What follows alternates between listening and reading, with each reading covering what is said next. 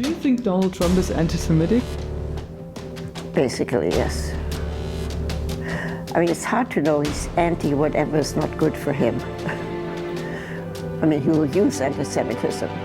I mean, he has his family has a long history of housing discrimination against anyone of color, and Jews as well, I'm sure.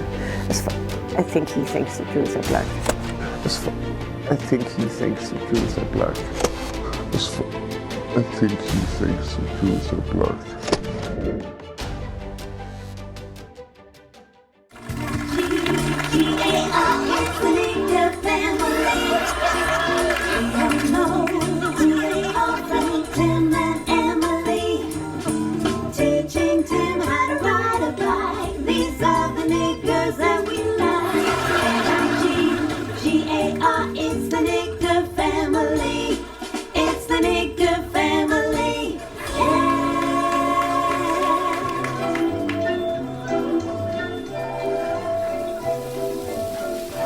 Breakfast is served. Look, hon, my sister just had another baby.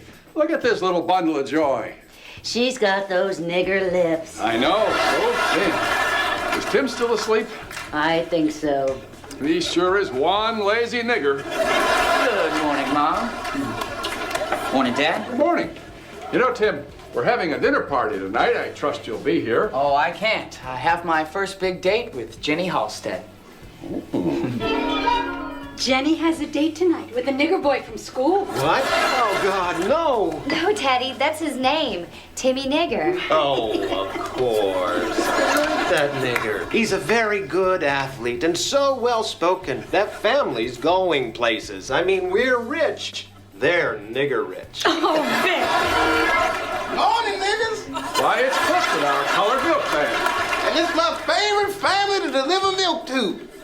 The niggas. All right, now, before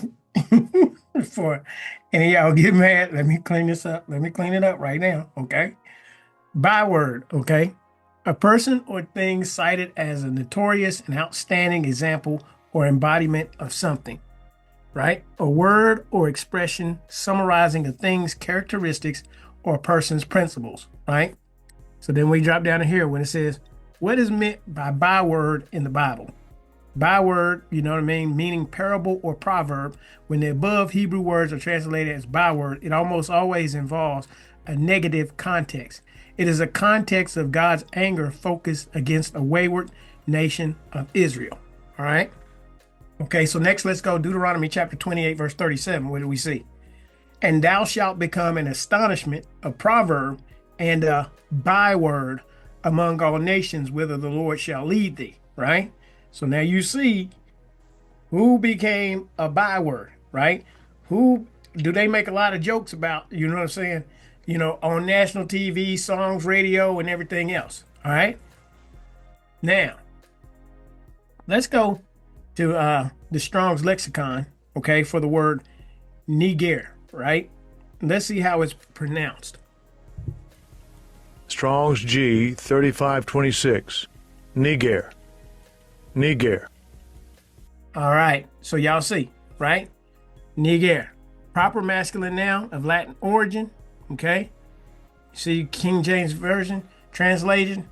KJV translates Strong G3526 in the following manner. Niger. Niger. Black. Surname of the prophet Simeon.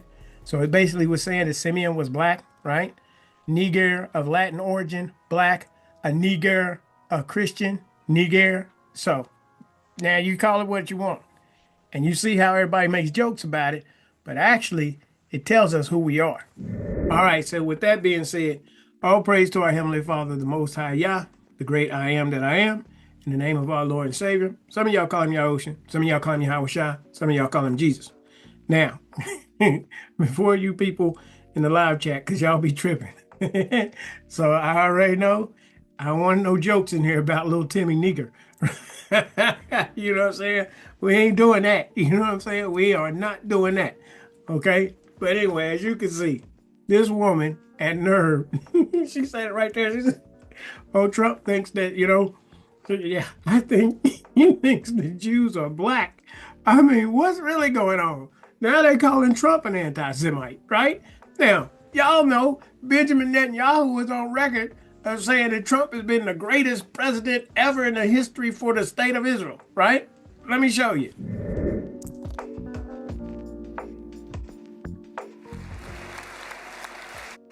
My friends, this is only a partial list, but it's enough to affirm what I've said time and again. Donald Trump is the greatest friend that the state of Israel has ever had in the White House.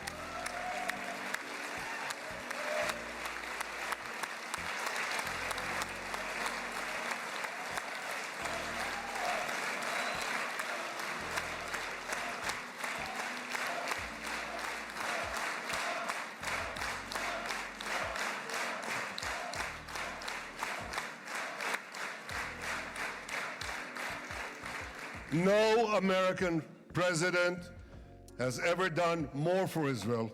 And as I said in Washington, it ain't even close. It's really not a match.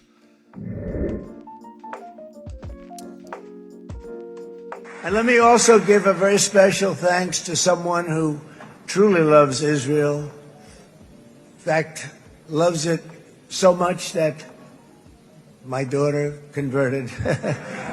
My daughter converted.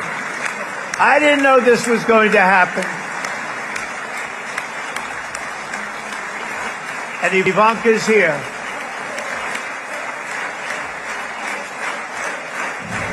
So as you can clearly see, Donald Trump, you know what I mean?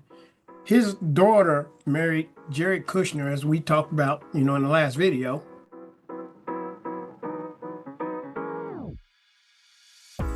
And Jared Kushner is Jewish. So why are you running around here saying that he's an anti-Semite when Netanyahu said that the man, you know, has been the greatest friend of Israel ever, right? But you see, they got this thing where they will turn on you. And what you're going to see in this video is about how the history of them turning and setting up Germany, right? I'm going to cover that. But then, you know, we got a lot of stuff to kind of go over. But I want y'all to really hear this video of this woman describing, you know what I'm saying, what happened to her and how she even got over here to America, right? And you're going to see, y'all ain't us. You know what I'm saying? Y'all can sit here saying what you want to say. You know, now y'all about ready to turn on Trump and you're basically saying, oh, he thinks the Jews are black or whatever. When the truth of the matter is, y'all angry because y'all know most of Americans are realizing that the true Jews are black. And now y'all are basically raising up an evil report against America, who has been very good to y'all. You see what I'm saying? But y'all will turn around and lie and say America is persecuting the Jewish people because y'all know y'all got to get out of here because the evangelical Christians are now figuring out that y'all ain't really the people of the book. You see what I'm saying? And prophecy says that y'all were supposed to go back, you know what I mean? All of you in 1948, if y'all said that the Most High brought y'all back. All of you. From you ain't none of y'all supposed to be left outside of the state of Israel. But yet, what you're going to see in this video is they're talking about going back to Germany, of all places. Let me show you the clip.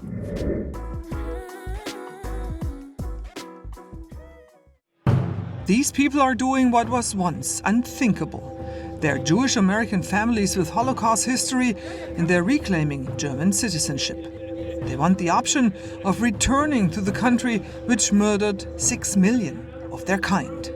Well, it has a lot to do with the Trump administration. My father already had to flee one country. I mean, he's no longer alive, but given that family history, I feel compelled to have a plan B. For many years, I thought that what happened in Germany could only have happened in Germany. I now realize that was wrong. It could happen here. It may happen here.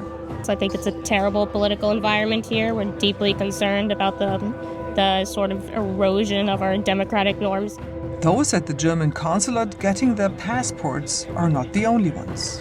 Ruth Greenthal is 103 years old and one of the oldest Holocaust survivors who just got her German passport back. The Nazi regime took away her German citizenship because she's Jewish. She started the process when it looked like Trump was likely to win a second time. I mean, and really evoked feelings that I thought I would never, in my lifetime, I would not have to deal with this again. Do you think Donald Trump is anti-Semitic? Basically, yes. I mean, it's hard to know he's anti whatever is not good for him. I mean, he will use anti-Semitism. I mean, he has a, his family has a long history of housing discrimination against anyone of color, and Jews as well, I'm sure. I think he thinks the Jews are black. So again, y'all hear it for yourself. Now, she's supposed to be 103 years old. 103 years old, right? And now, you know what I'm saying? She has the nerve to say Donald Trump has persecuted the Jewish people and all this type of stuff. And, he's an anti-Semite because he thinks that the Jews are black. I don't recall Donald Trump ever saying that the Jews are black, right? Now, Hitler said the Jews was black. We did a video on that.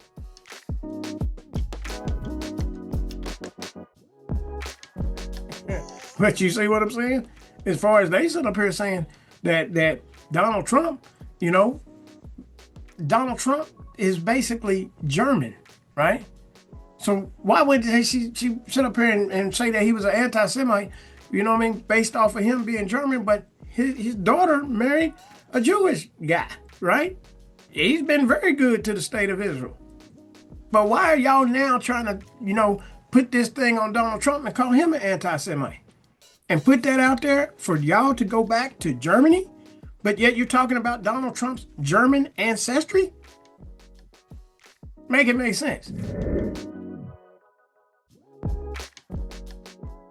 Recent events have undermined her feeling of belonging in the US, where she's lived for most of her life. I would certainly introduce myself as foreign-born, but American. And now I would put a question mark. She was born in 1922 in Hamburg, one of two daughters of the successful publisher Kurt Enoch. Their mother died of tuberculosis in 1934. Which role did it play when you grew up that you were Jewish? Did you? Very little. We were barely cultural Jews. The Jewish community in Hamburg was particularly assimilated. My father was an officer in World War I. The family got permission to live where Jews were usually not allowed to live and to do work that Jews were usually not allowed to do because of bravery in the war. Your father being an officer in the First World War, how did he kind of approach the fact when Hitler came to power? How did he deal with that? Did he understand from the beginning on? What was shocking to him was that people he considered his friends turned out to be Nazis. In Hamburg in particular, the Jewish community almost was on an equal footing. I mean, they were in government positions and so on and so forth, So whatever anti-Semitism there was very, very sort of indirect. All right, so now you heard what she said, right? Her father was an officer, right, for Germany during World War I. Also, what you heard her say is that they were in government, right? The Jewish people were in government, right? Now, it's documented, and I'm going to take y'all to a couple books here in a minute, that they basically turned on Germany and caused Germany to lose the war, right? World War I. This is what gave rise to Hitler to come during World War II, right? The Balfour Declaration was in 1917. Hitler doesn't really come into prominence until like 1931, 1933, somewhere around in there, all right? But next I want to show y'all a clip, right? Because this is why I think they're starting to get panicked, because Americans are now digging into the history and have realized how the Jewish people have bewitched America into getting into all these wars, you know what I mean, for the creation and for the state of Israel. Let me show y'all this next clip, and then we're going to go into some books. Pedophilia was off the charts. The Frankfurt Institute was doing shit. The Jews were living large, and in fucking Berlin, you could buy a mother and a daughter for sex. Within 3 years of Adolf Hitler coming into power, everybody was employed. No homelessness. Pedophilia was over.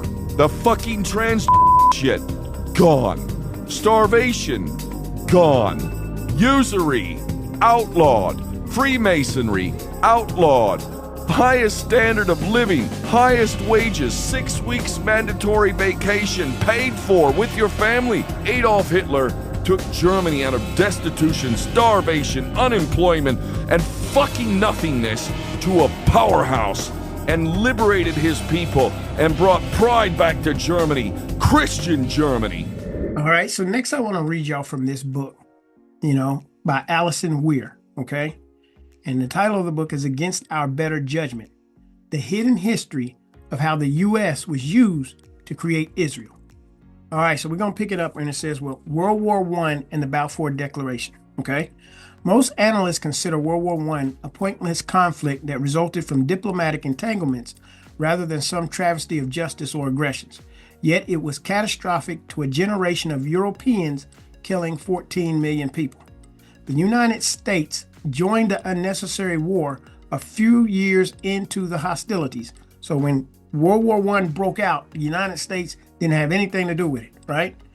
But then the United States joined this war, costing many American lives, even though the U.S. was not party to the alliances that had drawn other nations into the fray. This even though Americans had been strongly opposed to entering the war, and Woodrow Wilson had won the presidency with the slogan, "He kept us out of war," right? So remember, he ran on a platform of keeping America out of war, and yet he got America into the war once he got elected. President Wilson changed course in 1917. Now, we all know about the Balfour Declaration. But President Wilson changed course in 1917 and plunged the U.S. into that tragic European conflict. Approximately 270,000 Americans were killed or injured. Over 1,200 American citizens who opposed the war were rounded up and imprisoned, some for years. A number of reasons were publicly given for Wilson's change of heart, including Germany's submarine warfare, Germany's sinking of the British passenger ship, the Lusitania, which ends up being a conspiracy theory, you know what I mean, if that's what you want to call it, about that, which had happened, which kind of helped the Americans get drawn into the war, false flags, and a diplomatic debacle known as the Zimmerman Telegram episode. Historians also add pro-British propaganda and economic reasons to the list of causes, and most suggest that a number of factors were at play. While Americans today are aware of many of these facts, few know that Zionism appears to have been one of those factors. Diverse documentary evidence shows that Zionists pushed for the U.S. to enter the war on Britain's side as part of a deal to gain British support for their colonization of Palestine. Because remember, they wanted to go and create a Jewish state down in Palestine. But they had to get the United States in the war because they needed Britain to support this colonization, right? From the very beginning of their movement, Zionists realized that if they were to succeed in their goal of creating a Jewish state on land that was already inhabited by non-Jews, they needed backing from one of the great powers. They tried the Ottoman Empire, which controlled Palestine at the time, but were turned down, although they were told that Jews could settle throughout other parts of the Ottoman Empire and become Turkish citizens. So basically the Turks, you know what I mean, in Turkey, they were pretty much running Palestine at the time. And they told the Jews, yeah, y'all can go settle down there, but you ain't creating no Jewish state, right? Then they turned to Britain, which was also initially less than enthusiastic.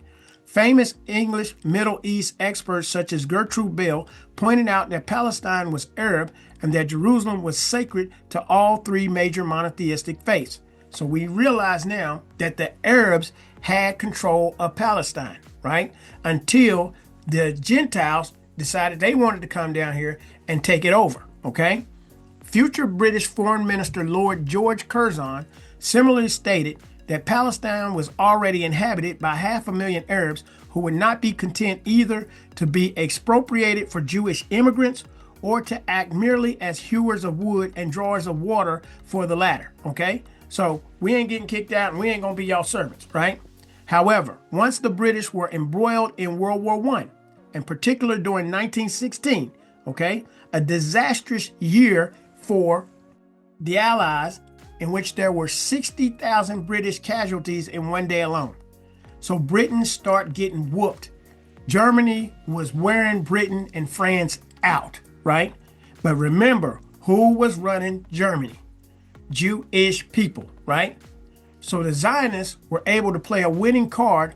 While they previously had appealed to religious or idealistic arguments, now Zionist leaders could add a particularly powerful motivator, telling the British government that Zionists in the U.S. would push America to enter the war on the side of the British if the British promised to support a Jewish home in Palestine afterward, right?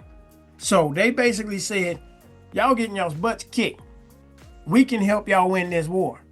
The way we'll help you win the war is by pushing propaganda to get Americans to get involved in this war if y'all promise us Palestine, right? They also, once they did this, you know, and this is where the Balfour Declaration comes in, so they can't deny it. Once they did this, they start cutting the armaments that Germany needed in order to fight the war, right? So basically they backstabbed the Germans, caused the Germans to lose World War I, right? Because once America got in and Britain got in and France, then that's when the war changed. And Germany had to end up paying, you know, tremendous retribution after World War I.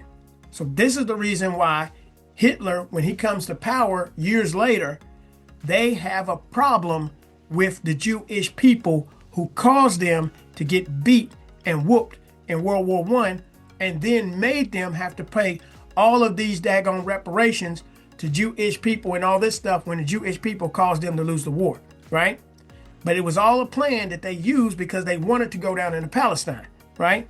So in 1917, British Foreign Minister Lord Balfour issued a letter to Zionist leader Lord Rothschild. And I just showed y'all in the last video how the Rothschilds were involved in this. They admit it.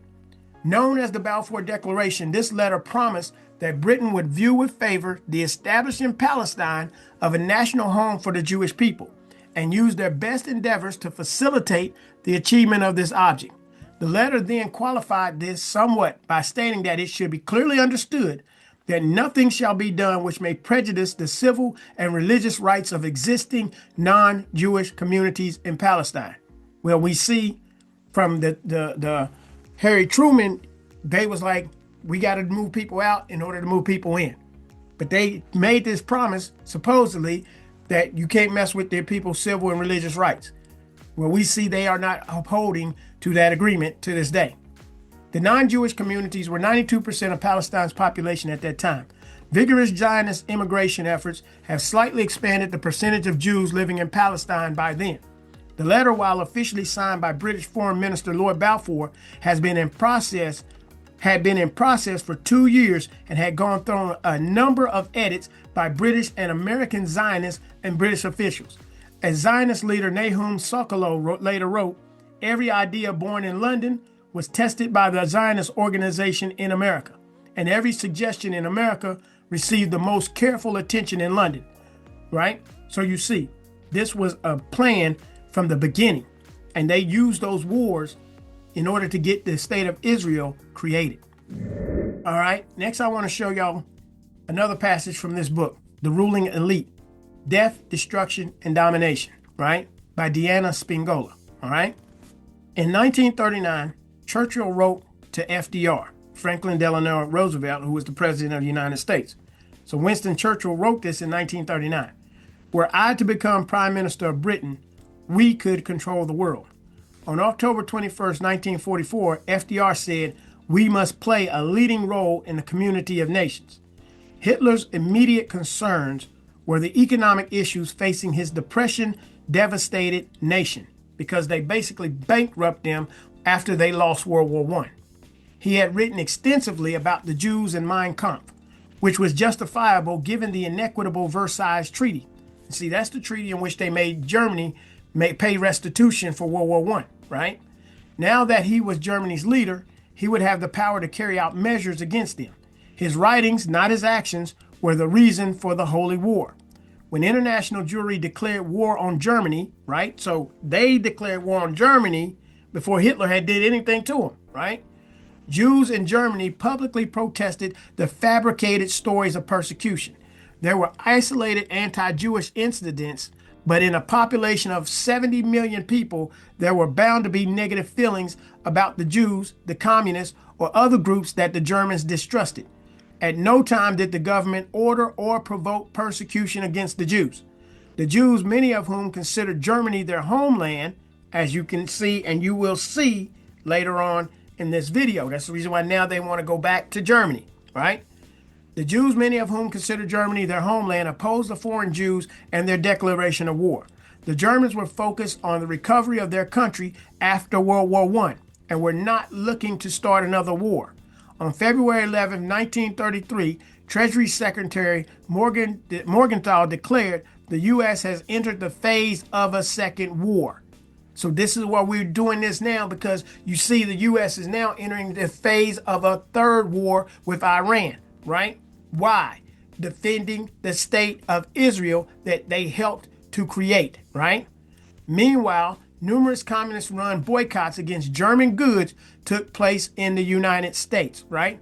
So Germany used to produce a whole bunch of stuff, but the United States and the Jewish people, they raised up slander against them again and drug them into another world war in which they caused Germany and Hitler and them to want to kick the Jewish people out of their country. And this is how they got the people to go down into Palestine, right? So they made the agreement for them to go to Palestine after World War I, but after World War II, they raised up persecution to make those people have to go down into Palestine from Germany and Russia and the Ukraine.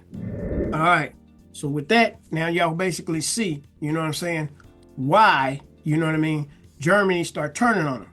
Not to mention, as the guy said in the video, right, on that Jake Shields podcast, right, they had a lot of transgender and all that stuff going on back in the 1920s. I had initially saw a documentary called The Greatest Lie Ever Sold about Hitler and all of the debauchery that they had going on in Berlin in the 1920s, right? You know, the pornography and all this type of stuff. Same thing of what you're seeing that's going on here in America. Now remember, before they proceeded to destroy Germany, all this stuff was going on, and then they betrayed Germany. Are they getting ready to betray America the same way? But I want you to see, they admit that they were the ones who practiced, you know what I'm saying, this transgender and came up with all that stuff way back there in the 1920s, right? Let me show you. Magnus Hirschfeld, an atheist Jew, was the first homosexual and transsexual advocate of the 20th century, and also performed the first sex reassignment surgery. Karl M. Bayer, a Zionist Jew born in Germany, was the first female-to-male transgender surgery. Back in the United States, all the major lobbying organizations for transgenderism and child gender confusion is done by, you guessed it, God's not-so-chosen people. National Center for Transgender Equality, founded by Mara Keisling, a Jew. Transgender Legal Defense and Education Fund, founded by Gillian Weiss and Michael Silverman, both Jews. GLSEN, or Gay, Lesbian, and Straight Education Network, directed by Eliza Bayard, a Jew. TSER, Trans Student Educational Resources, founded by Eli Ehrlich. And Sylvia Rivera Law Project, a legal aid organization that advocates trans rights, founded by trans activist Dean Spade, both of which are Jews. Jewish and proud because Jews have always done what's right. We've led the fight for gay rights. Harvey Milk fought to ban discrimination based on sexual orientation. Eddie Windsor was a leader in the fight for marriage equality. Miriam Ben Shalom challenged the ban on gay people serving in the military. We've helped lead the fight for racial justice. Our rabbis were BFFs with MLK. Together with black leaders, Jews helped to establish over 20 HBCUs. During the Civil Rights Movement, Jews were disproportionately involved in the protests. We've led the fight for women's rights, for equal pay and the right to choose, and against discrimination in the workplace. So now do y'all see why there's beginning to be a rift between secular, Jewish, you know what I'm saying, ideology versus conservative American Christians, right? And what do they always do? Is try to drag us into the middle of it. You know what I'm saying? They always want to drag us and put us out here and then blame it on, oh, the Negroes is the homosexuals and this and whatever and all that. And you know what I mean? They funded the HBCUs and every daggone thing else. And then we wonder how this stuff leached into our communities, right? The bottom line is these people have been waging war on us because they stole our identity. And that's the reason why they always push us out to the forefront.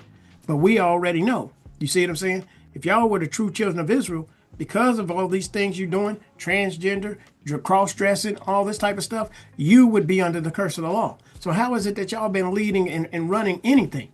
If anything, y'all were supposed to come over here with yokes of iron on y'all's necks, right? If anything, y'all were the ones who were supposed to be getting hung off trees and all this, right? But the bottom line is, none of it ever makes sense. But now that people are figuring it out, now all of a sudden, y'all want to run back to Germany. Really? You know what I'm saying? Why ain't you running back to that state of Israel that y'all said the Most High created, you know what I mean, and dropped y'all back there? Why ain't you going back there? You see what I'm saying? Why you want to go back to Europe? Except you know that you're really, you know what I'm saying, a European. In 1935, the Nazi regime enacted the Nuremberg laws, stripping German Jews of many rights and their citizenship. It was clear then, if it hadn't been before, that Jews had no place in the Third Reich. In 1939, Ruth's father sent her and her sister Miriam to boarding school in France. The following year, the Nazis invaded France and Ruth was arrested. The collecting point for being shipped to these internment camps was the Velodrome d'Hiver, the famous Veldiv, which of course doesn't exist anymore, you know, which was this bicycle racing stadium, and we were housed in the stalls. And I remember making this kind of little place where I put my towel and so forth, and so tried to make myself a little home wherever I was. After that, they were sent to the French internment camp Gurs, around 80 kilometers from the border with Spain. You know, the circumstances were pretty terrible. Gurs especially was built on clay ground, so every time it rained it turned into a complete morass. And then because of things breaking down, the transportation of food, so they were not trying to starve us, there was simply no food coming in. There was a problem of getting enough to eat, there was a problem of trying to keep dry. It looked very much, the pictures of that camp looks like a concentration camp. They offered those people who were willing to go out of the camp discharge papers. Now, if y'all look at those pictures, the first time you see these people are dressed up, whatever, and they just showing a picture of these people having bicycle races. And they say, oh, look, this is where they house us and all this. Y'all didn't get stripped naked, right? I'm not seeing y'all. Y'all look clothed and all this type of stuff. You know what I mean? Where's the persecution at? Where's the yokes of iron at? Right? Y'all supposed to have been stripped. We seen that, you know what I mean, during the transatlantic slave trade. Everybody's always known what happened. According to what the scripture said, what happened to the children of Israel. But yet they show us these pictures of them. They don't look like they've been suffered. They don't look like they've been, you know, stripped and beaten and all this type of stuff to me, right? Let's go back to the clip. Many people didn't take them up on it because they had no money, they had no place to go, etc., etc. Ruth could afford it and left the camp. But she stayed in the area hoping that family members would find her. It worked. Ruth's father arrived, but soon they realized they had to move on. I made a trip to go, I walked somewhere to go near where the entrance to the camp was, and saw German SS go in because the Vichy government had allowed them to go in, and so they were starting to go in and deport people. Spain was close and a haven for Jews fleeing the Nazis. There was a sort of an underground railroad kind of communication that you had to go to a certain bathroom and you could climb up there's a window high up that you could climb up to, you could climb out and you could bypass. So my sister and I had to go through that bathroom exit from the train station to get past the checkpoints. So my father said, if they come through the train and check your papers, jump out of the train, to my sister and me. So you were very aware that you were like 17, 18? 17. Yeah. And that was the moment when you really knew. Well, I mean, I think that much as I sort of tried to kind of put one foot in front of the other in whatever situation I was in, I was certainly aware of danger.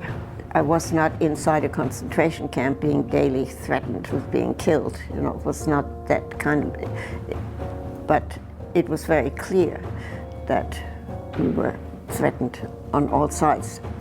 That people discovered we were German, people discovered we were Jewish. You know, it was both were dangerous. They traveled all the way through Spain, heading for Portugal and eventually the USA. When you approached Madrid, there was not a blade of green to be seen. Still from the Civil War, everything was just completely destroyed. In Lisbon, influential friends of her father got Ruth and her sister transatlantic passage on the Nea Hellas. Their new lives began as soon as they boarded. The life on board the ship was luxurious. You know, they had deck chairs, and we had trouble dealing with eating regular food again. So I remember getting sick and having to learn that you had to limit how much you ate. And so there were places where there were white tablecloths. So it was like getting into a different reality altogether. But we made it, and we arrived in Hoboken. Now, y'all already know this dog don't hunt. Deuteronomy 28, verse 45 through 50. Let's read it again. Moreover, all these curses shall come upon thee, and shall pursue thee, and overtake thee, till thou be destroyed. Because thou hearkenest not unto the voice of the Lord thy God, to keep his commandments and his statutes which he commanded thee. And they shall be upon thee for a sign and for a wonder, and upon thy seed forever. Right? So this is what's supposed to happen to the children of Israel. You ain't supposed to be going in here on some luxury ship. You're supposed to go into had a curse of the law on you. What are you talking about? Because thou servest not the Lord thy God with joyfulness and with gladness of heart, for the abundance of all things, therefore shalt thou serve thine enemies, which the Lord shall send against thee in hunger and in thirst and in nakedness. Right? You ain't see them get stripped down in their clothes, and in want of all things. When did Hitler and them do that to them? And he shall put a yoke of iron upon thy neck until he have destroyed thee. When did the Germans put a yoke? She ain't say nothing about no yoke getting put on her neck, right? She talking about climbing through windows and all this type of stuff. Looks like you just fleeing, but you ain't getting caught carried into captivity, right? Verse 49, the Lord shall bring a nation against thee from far, from the end of the earth, as swift as the eagle flieth, a nation whose tongue thou shalt not understand. Well, the Portuguese and the Spaniards, you know what I'm saying? They took black Jews and carried them captive down there on the west coast of Africa in the Sao Tome, right? But now they let y'all come over here and get on a luxury ship and go over to America, right? The Lord shall bring a nation against thee from far, from the end of the earth, as swift as the eagle flieth, a nation whose tongue thou shalt not understand. A nation of fierce countenance, which shall not regard the person of the old, nor show favor to the young. So she comes over here to America. Sounds like she speaks really good English to me, right? But the bottom line is, they came over here, right? You ain't have yoke the first of iron on your neck, right? And you wasn't put on no slave ship and scattered worldwide. Deuteronomy chapter 28, verse 63 through 68. And it shall come to pass that as the Lord rejoiced over you to do you good and to multiply you, so the Lord will rejoice over you to destroy you and to bring you to naught. And you shall be plucked from off the land whither thou goest to possess it. And the Lord shall scatter thee among all people, from the one end of the earth even unto the other. And there thou shalt serve other gods, which neither thou nor thy fathers have known, even wood and stone. And among these nations shalt thou find no ease. Uh-oh. So how in the heck are they sitting up here, coming over here and living luxuriously, getting on luxury ships, right? Neither shall the sole of thy foot have rest, but the Lord shall give thee there a trembling heart and failing of eyes and sorrow of mind. Oh, but no, y'all come over here and start running Hollywood and every dang on thing else. Y'all supposed to be in captivity. You supposed to have a trembling heart, failing of eyes, and sorrow of mind. Yet y'all running the media and every dang on thing else. In positions of government, AIPAC is paying the politicians and everything else. You don't seem like you in captivity to me, right? And thy life shall hang in doubt before thee, and thou shalt fear day and night, and shalt have none assurance of thy life. In the morning thou shalt say, were God it were even, and at even thou shalt say, were God it were morning. For the fear of thine heart wherewith thou shalt fear, and for the sight of thine eyes which thou shalt see. And the Lord shall bring thee into Egypt again with ships. Bondage, right? Egypt means the house of bondage.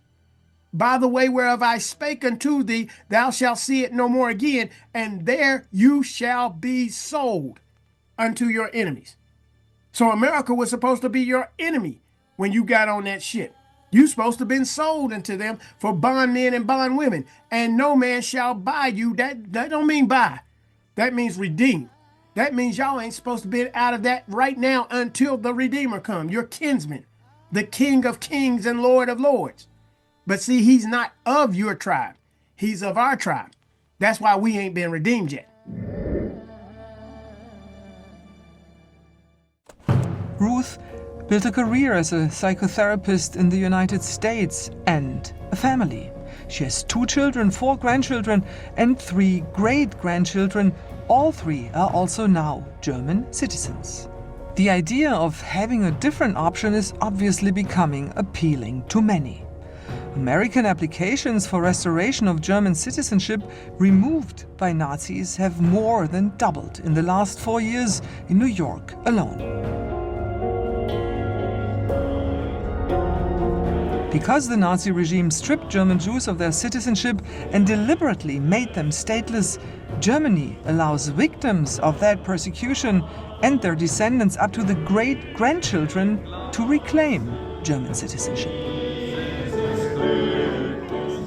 I know y'all saw that 666, 666 naturalizations in 2025. Y'all think they were slick trying to slide that in there. I saw that, right? But now here's the bottom line is y'all talking about German citizenship. We just read, right? They were supposed to have been sold and bought and sold and all this type of stuff. Yeah, she got her whole family up there. They chilling. Now they going back and getting German citizenship. Why would you want German citizenship when you can go over there and get Israel citizenship, right? America is funding everything. You know, why would you have to go back and get German citizenship for what? Why would you want to go there? That's not your homeland, right? Your homeland, let y'all say it. Y'all said y'all Jews. Y'all said y'all the true children of Israel. Your homeland's supposed to be down there in Palestine. So why ain't y'all down there? Why ain't y'all going back? Why are y'all still over here, right? Why are you trying to go to Germany and get German citizenship, right? That's German's land. So why y'all going there? What, to go back and run their country again? And to betray them again? You know what I'm saying? If that's not your ancestral land, and y'all say y'all Jewish, go back to your ancestral land. Go on back down there into Palestine so you can get judged for telling that lie. Because everything you say is a lie. Let's go back to the video. What is threatening for you with Donald Trump? Well, he blames the Jews or Zionism on a lot of things. We were just talking about the shooting in Minneapolis, and apparently now there's some sort of loose connection to George Soros, any number of things. But I also just think the whole MAGA movement, we have, I think 70% of all hate crimes in the U.S. now are against Jews. So it's not a comfortable feeling. I live in Washington, D.C. I get to see it a lot up close. And we'll talk to our grandmother on the phone, and she'd say, this is not good, this is not good. It may happen here. So it wasn't the Germans. It was just people. It wasn't just in the German character. Because the American character that I thought could never do anything like that is doing something like this. Do you think there's a red line for you when the moment would be there to leave the country, you know? Oh, yes. There is. When they start coming for the Jews here, that'll be it. They're coming for brown people, black people, but they will come for the Jews. I'm convinced of that. They always do. And when that happens, Germany might be a way out. But they will come for the Jews. I'm convinced of that. They always do. And when that happens, Germany might be a way out. But they will come for the Jews. I'm convinced of that. They always do. And when that happens, Germany might be a way out. Now, again, you hear in that clip, they talked about the Minnesota shooting. So this is not an old video. This is a recent video. And they're talking about them being persecuted to the point they want to leave America now because Donald Trump is an anti-Semite, right? And MAGA, you know what I'm saying, is persecuting the Jews, right? They're already coming up with this false narrative against Americans. You know what I'm saying? And yet she sits up here and says, well, when it comes, you know, it's happened, Germany might be our way out. We might need to go back to Germany. Why aren't you going back to Israel? Right? Now, the bottom line is, so why would you want to flee into another country? We know what Amos chapter 9 says. Let's go there. Amos chapter 9, verse 1 through 10. What does it say? I saw the Lord standing upon the altar, and he said, smite the lintel of the door, that the post may shake, and cut them in the head, all of them, and I will slay the last of them with the sword. He that fleeth of them shall not flee away, and he that escapeth of them shall not be delivered. Right? So if they don't repent and come into Christ, they should have happened. What happened to us should have happened to them. Right? Right? They come over here, build families and every daggone thing else. And now talking about coming over here, pushed all this perversion over here in America, just like they did in Germany, but now they want to leave America and go run back over there to Germany, right?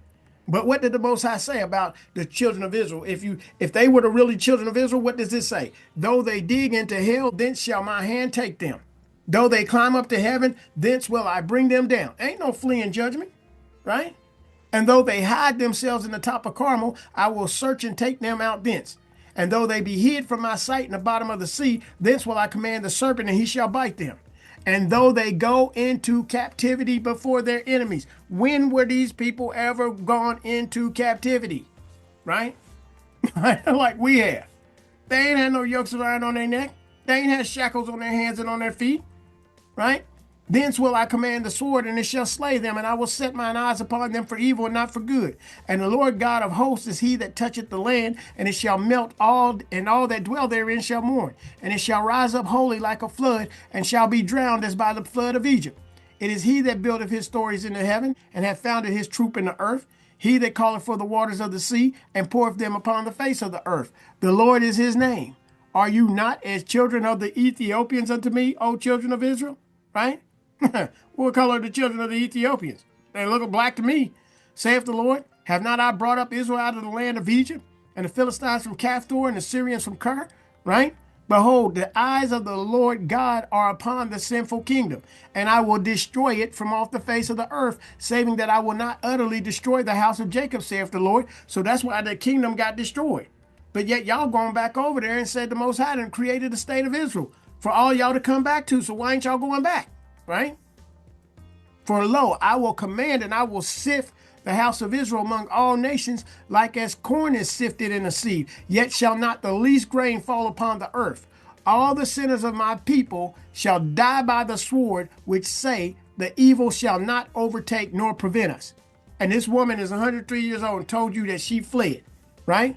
If you fled, judgment should have followed you, right? You got a family and all these pictures and all this. You know what I'm saying? You were supposed to have had yokes of iron, and you were supposed to be raped and every daggone thing else.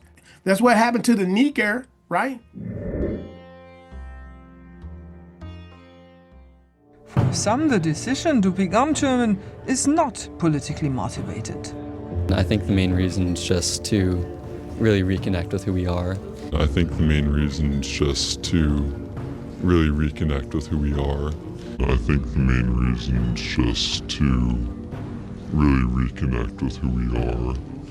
And to expand our possibilities with Europe. I've been wanting to pursue this for many, many years, and it took a long time to get the paperwork together, and my brother and I worked together to do it, and the political environment, well charged, is absent of my decision to pursue German citizenship. And others are just hesitant to share their reasoning. But we'd rather not get into that because I think right now he's paying more and more attention to what people say about him. And he seems to be a very angry person, and it's hard to predict what angry people do when they feel slighted. That unless you're Jewish, it's hard to appreciate that you are walking around with the feeling that your right to walk the earth could be questioned at any time. That certainly was sort of in the bone marrow, and it's certainly very much being revived right now.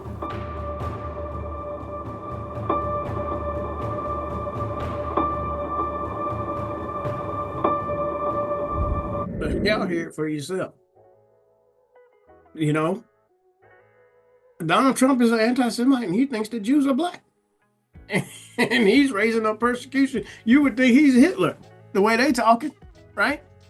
Now, we listen to them say that, and how they lying on Trump.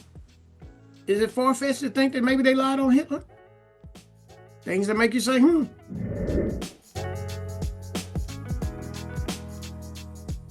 I'm going to ask you two really quick questions. Do you think that Holocaust education in our schools is a DEI program? There's no card for that. That's just yes or no. I can look at whatever card. Holocaust education, is it a DEI? You can have a press conference to say whatever you want. I just need a quick answer to this. Your soliloquy is Holocaust, because this is my time, is Holocaust education a DEI program? No. Is African American Studies a DEI program? I think I answered that with one. I'm asking it again. Listen, we should just yes or no. We should be able to teach courses. My point is they are DEI programs, both of them, because students need diversity, equity, and inclusion to understand their environments. So both Holocaust education and the teaching of African American history are important, which is why the state of Connecticut requires it in our social studies curriculum. You're talking out of both sides of your mouth. You can't support one without supporting the other. And looking at what happens in the schools and actually deferring to teachers, parents who are on curriculum committees, local boards of education in states who actually do the hard work, and listening to what they say would be incredibly helpful in this role. It's time to move on. I yield back. All right, so you see, the woman who was getting questioned is Linda McMahon. That's Vince McMahon's wife, right? And Vince McMahon, you know what I mean, just a couple of years ago, got in a whole lot of trouble for, you know what I mean, sexually, you know what I mean, he was accused allegedly of sexually assaulting, you know what I'm saying, women, you know what I mean, that worked for him. And yet this is his wife. And she's getting into, you know what I mean, talking about education and all this type of stuff, where it's like she don't have a problem with them teaching Holocaust stuff. Well, America didn't have nothing to do with that. That's German history. But America had a whole lot to do with the transatlantic slave trade, and everybody knows it. But yet you don't want to teach American history to Americans. Right? Why? Because all of a sudden, that whole slave narrative don't give y'all a pat on the back. That whole transatlantic slave narrative, now that we done dug into Deuteronomy 28, and we understand the curses that fall on Israel, starts pointing to a certain people of being the true children of Israel. America don't want people to find out who the true children of Israel are. That's the thing that Hitler said. Remember? Right? Did that in the video.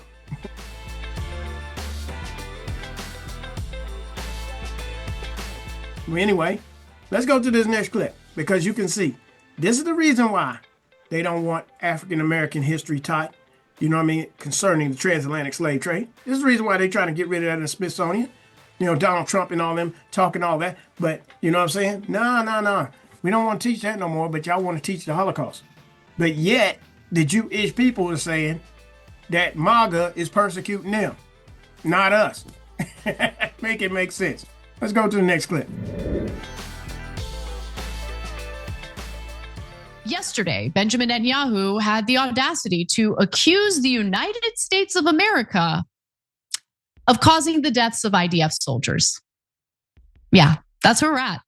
Even though we have sent that country not tens of billions of dollars, but literally hundreds of billions of dollars in military aid, even though we have aided and abetted Israel in the middle of their slaughter campaign and genocide in Gaza.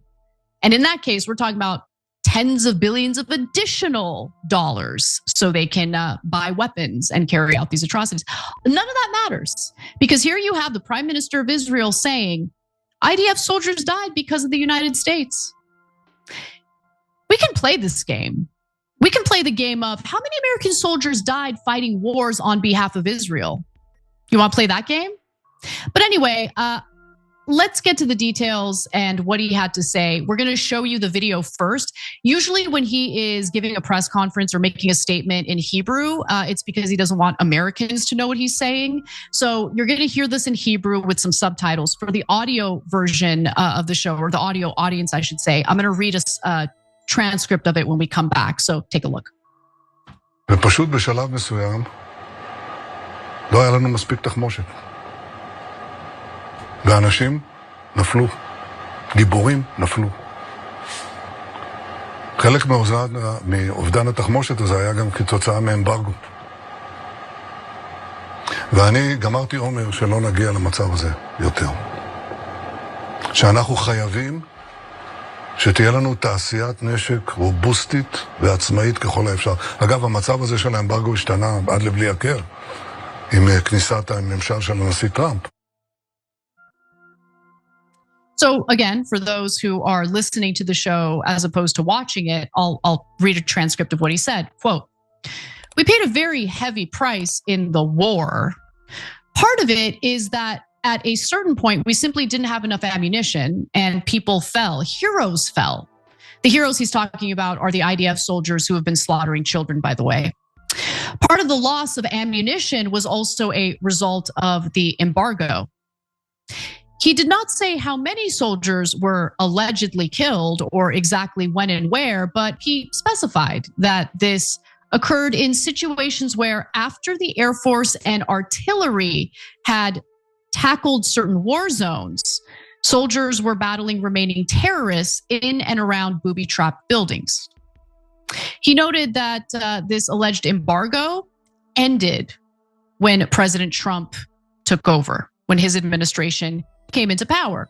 And he went on to say that, quote, "He has prioritized establishing a robust domestic army industry for maximal independence so we don't run out of weapons or ammunition." Is that why Netanyahu is trying to get the United States to sign on to a 20-year memorandum of understanding? That's a fancy way of referring to the military aid deal that Israel is trying to get the United States to agree to, in which American taxpayers who live in a country that's drowning in $38 trillion in debt takes out more debt in order to fund Israel's expansionist military project. Yeah, that's what he's referring to.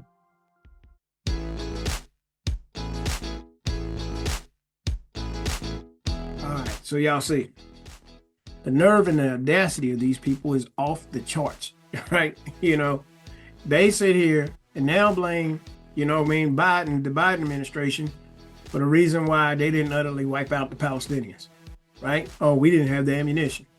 But now that we got Trump in here and all this, but yet you got all these people talking about Trump is an anti-Semite and he believes the Jews are black. I mean, you cannot make this stuff up. These people are so shook, at the fact that the Most High is now waking up the true children of Israel. That's why they are buying TikTok. That's why they are trying to deplatform people. They know that right now, we know. And they know we're praying. And they know we're crying out to the Most High. They know we done figured it out. Now, all of a sudden, they want to run back to Germany. You know what I'm saying? But even these rabbis, I told you I had another video to do, and I ain't even got a chance to do it. But they've been trying to tell people, because they're trying to get all these people, they got people exiting Israel. That makes the lie fall apart. Now, you know what I'm saying? They got to make all these things, oh, American persecution, da, da, da, da. This is Germany. I mean, America is becoming a new Germany. Donald Trump is becoming a new Hitler. Oh, we persecuted the Jews and the Jews had to leave. So they got to get these people to go back to Israel, right? They might betray America, to be honest with you. Trump take this country to war with Iran. You know what I mean? They already trying to cut side deals with Russia and China and Saudi Arabia. They may just be, you know what I mean, telling these Jewish people, get out of America, it's time to go. We about ready to sink that ship, you know? But the problem they're going to have is we're here, right? The Most High is going to take care of us. But we got to understand who we are and where we are in the prophetic timeline, right? Because we are the true children of Israel, and he promised, we have a covenant that he promised to take care of us, to remember us, if we just cry out and acknowledge our transgression and ask him to do what he has already said he's going to do. Regather the children of Israel from all the places that he scattered us, right? And bring us back into the land that he promised to our forefathers, Abraham, Isaac, and Jacob, right? This is why it matters who we are, right? We don't have to let these people tell us who we are anymore. They stole our identity so they can go and steal our land and they can run the world. But they can't do it. And that's what Hitler said, if the American people ever knew who we truly are. Remember, I've already done a video about that, right?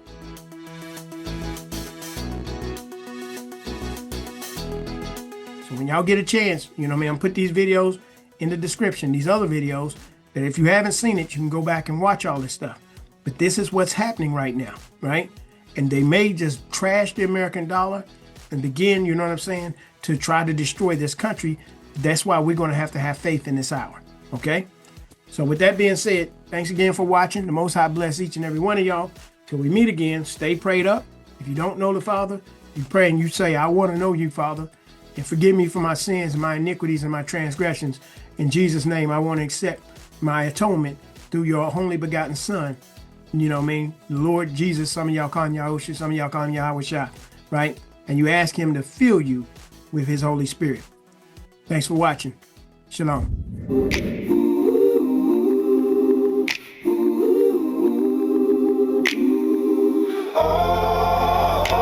Though I walk through the valley of death, shadows whisper, still in my breath.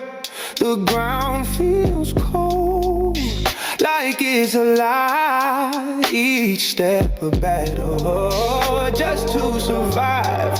Though I walk alone, through the dark, through the storm. But I'm not afraid. No, I'm not afraid. No, I'm not afraid. A light inside, it's my barricade. The trees, they shiver, they bend and creak. The wind, it howls, the future bleak. Yet my heart beats loud, a steady drum. It tells the night I won't succumb. They can't break me, no they won't, no they won't. My soul's on fire, they don't know. Though I walk alone, through the dark, through the storm. But I'm not afraid, no I'm not afraid. No I'm not afraid. A light inside, it's my barricade. Fear is a shadow, it clings to the weed. But I got a voice and I let it speak. Mountains crumble, the skies might fall, but I'll rise up, I'll rise through it all. Though I walk, though I'm not afraid. A lot afraid. No, I'm not afraid. I'm not afraid. my bed.